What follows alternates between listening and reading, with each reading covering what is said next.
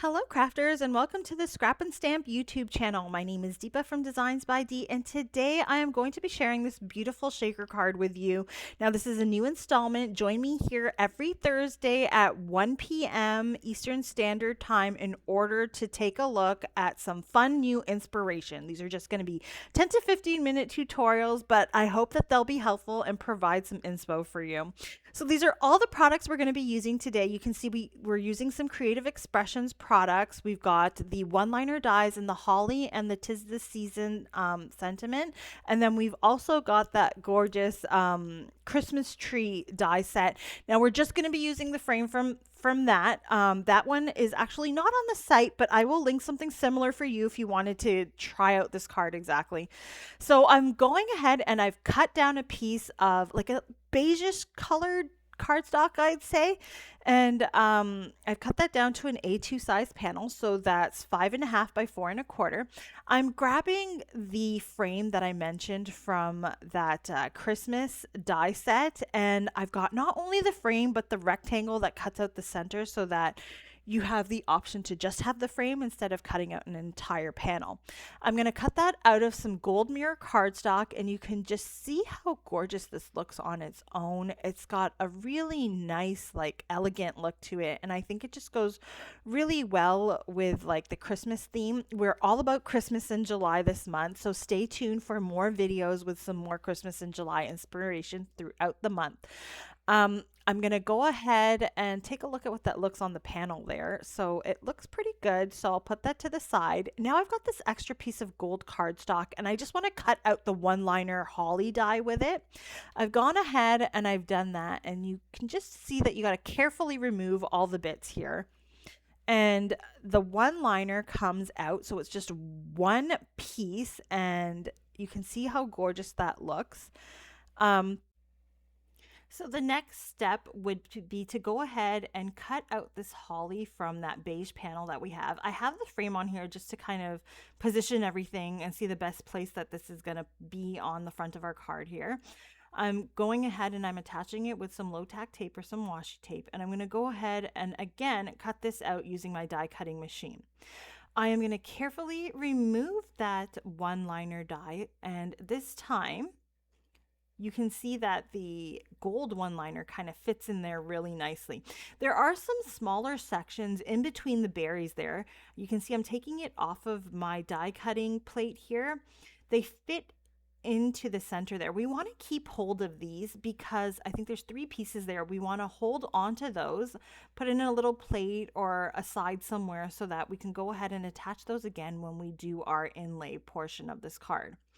So we can go ahead and remove the one-liner, and you see those portions of the holly that are kind of just sticking up there. We're going to cut those off because we want to make this a shaker card. We want this portion to be open so that we can see through the window to all of the gorgeous shaker bits that we're going to add.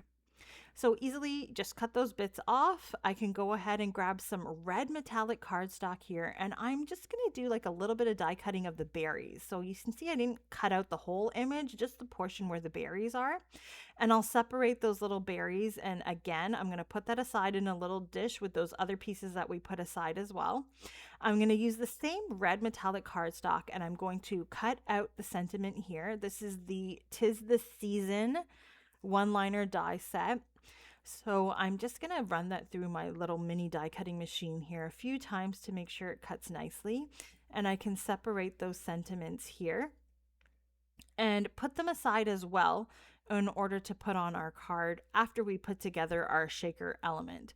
Now I am using this pick tool here, which is really helpful. It is available in the shop too. This one is from Prism Studios, and I really love the color of it. It has a nice rose gold sheen to it. On one side of it, it has a nice pick for picking out all these die cuts. And on the other side, it has like a bit of like a wax end in order to place embellishments. So that's a really fun tool available in the shop, and I absolutely love it.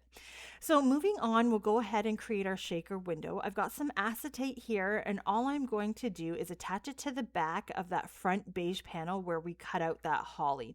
I'm just using some Tombow dot runner here and attaching this in one piece.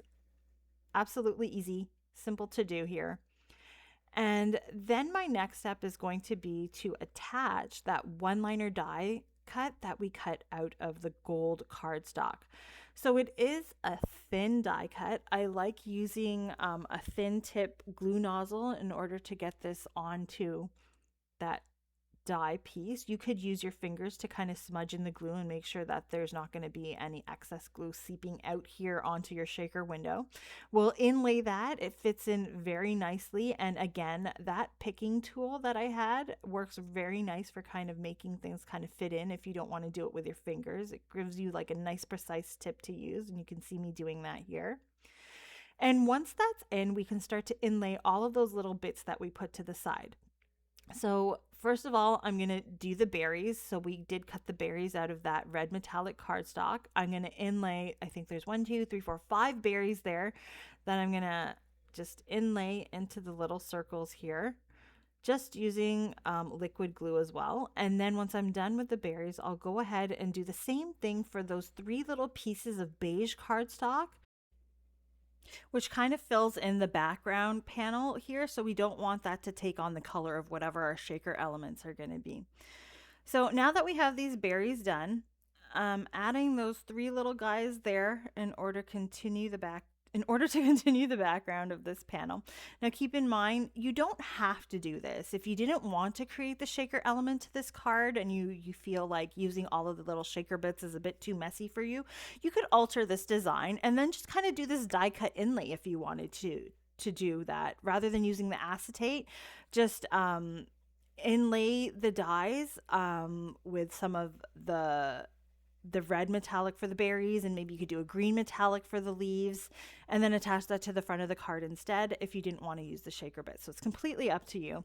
I am going to put a little disclaimer here that I make a little mess with the shaker elements. So please don't get frazzled if you see that little mess there. I know some people, when they see the crafty mess, they sometimes get a little bit like, oh my God, that's too much. Okay, you can always fast forward that bit if it's too much for you. But hey, that's what crafting's about, getting messy a little bit, right? We clean it up after. So I'm going to go ahead and I'm going to attach my frame here. I'm using some thin foam adhesive here to kind of prop up this frame and give it a bit of dimension.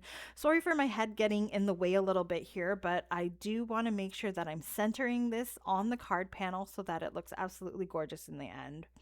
My next step is going to be to add the "'Tis the Season" sentiments. Now I start off with the word season because I want to center it in the center of this card right above that holly. So that's where I'm starting with the end of my sentiment. And then I can kind of place the "'tis" and the above the season, like in this, centering it in the opening of the frame there so that everything looks center. Now, I'm very much a person who likes to kind of use my eye to figure out where everything is center. If you like to be a bit more precise, go ahead and grab your T-square ruler and kind of line everything up that way too if you'd like to. So I've gone ahead and I've put down the sentiment there. So the front of the card is pretty much done and I just have to work on those shaker bits. So I'm adding some more foam strips here to the back to create my shaker compartment. And I'm just going to create a square shaker compartment. I don't have to like go around each of the leaves and make it so intricate. It's very simple and easy to do. I'm attaching 4 pieces or 4 strips of foam adhesive, making sure that each end butts up against each other so that it creates a complete compartment so that any of my shaker elements don't go flying anywhere else. I've left that there to the side for a second while I grab my shaker bits, and I'm putting this onto an A2 size side folding white card panel here, or white card base. You can see I've dropped a whole bunch of these in there, and I don't actually want so many, so this is where it gets a bit messy. I'm actually taking some of these off. I want more of the smaller green sequins, and I'm removing more of the larger ones. I only want a little bit there because I'm also adding some of these tree shaker elements which have like a lighter muted green tone, and the two colors together mix together nicely and create a nice sheen for the shaker bits of this card. I'm adding a bit more foam adhesive to the top of the card panel there just to make sure everything's going to stay down at one level on my card so that, you know, things aren't kind of on an angle.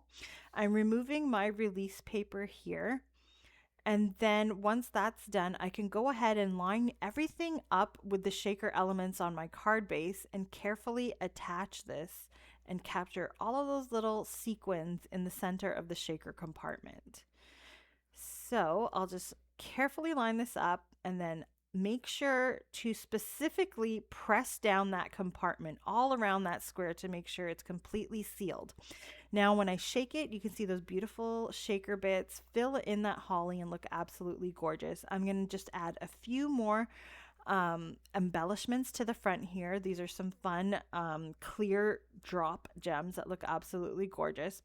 Now, keep in mind, everything for the most part that I've used will be linked down in the description below. If I can't find something that or something's out of stock, I'll link something similar so you can check that out as well.